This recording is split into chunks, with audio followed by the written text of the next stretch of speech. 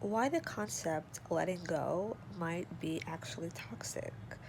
If you think about how people, even mentors, really embrace the concept and the idea of letting go to realign yourself to your best timeline, that concept might not work out very well because when you think about it, letting go means detachment.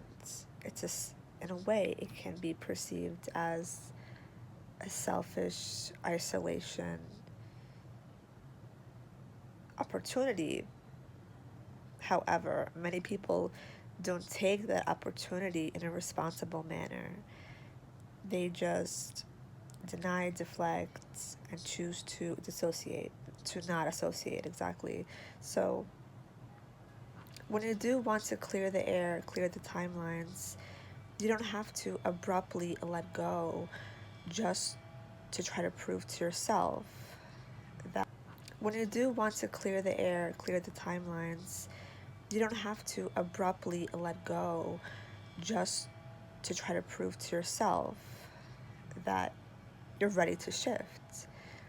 You can gracefully embrace your feelings and emotions, and you can release the control. You can let go of the obsessive control you have. That's very true.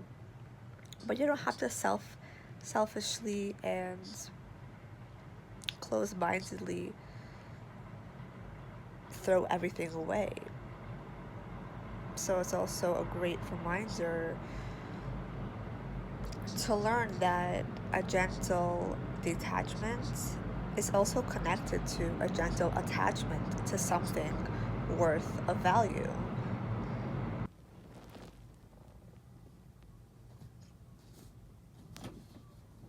Oh, am I on?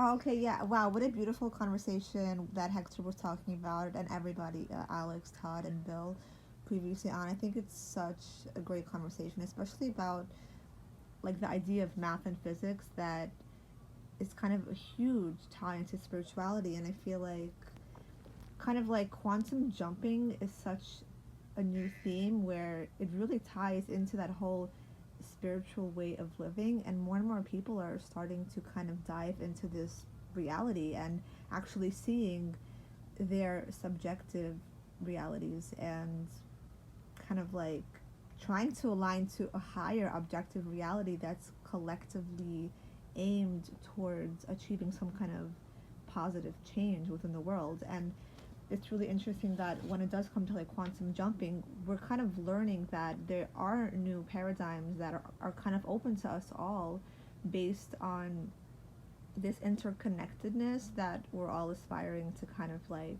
experience within our lives and to exist within those realities. And it's interesting how we do parallel parts of ourselves, and it's like this is all part of our transformation, like whether we choose to see that or not, we're continuously transforming, hopefully to become like more confident and more happy and more aligned towards achieving some kind of positivity within ourselves, our worlds, and how we can kind of be part of that greater change within the universe.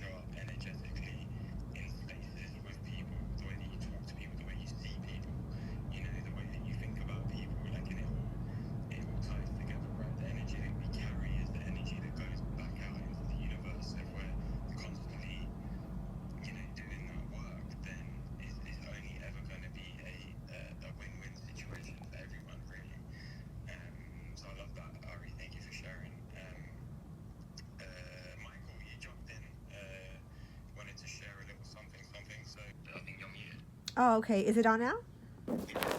Oh, awesome. Hi, thank you so much for inviting me. Yeah, I love doing these spaces. I feel like It's such a great way to build on community. And how you mentioned philosophy, it's so interesting how it does seem to kind of change based on our perception of life and where we are in our journeys towards like learning, growing, evolving. And like I personally grew up as a ballet dancer, so when I was younger, my philosophy was always based on, perfecting the steps, perfecting the moves, and I wanted to do like a great job in my performances and my rehearsals. And as I got older, I was like, okay, I accomplished this, and I felt like so proud and so good. And I was like, something still feels missing. So I realized that philosophically, perfection might be a limited version of achieving like true happiness and success, because that spiritual component of success, it kind of requires an element of like deep, what I noticed was like deep gratitude and deep presence. And even though ballet did give me that possibility to kind of like dive deep into my present self, when I kind of had to stop dancing for a while due to an injury, I reflected and I was like, wow, like my philosophy is changing, and how I see life, it's really altered based on my experience. So I don't know if anybody else resonates with this, but I feel like it's so true that once we have those kind of experiences and shifts in life, our philosophies can shift as well, and hopefully making us see life and experience life through a new perspective that gives us the opportunity to kind of find more grace and gratitude through the experience. Oh, I love that. Thank you so much for sharing that. And yeah, I think it's really interesting because, like you said, like as your experience of life changes, your philosophy changes.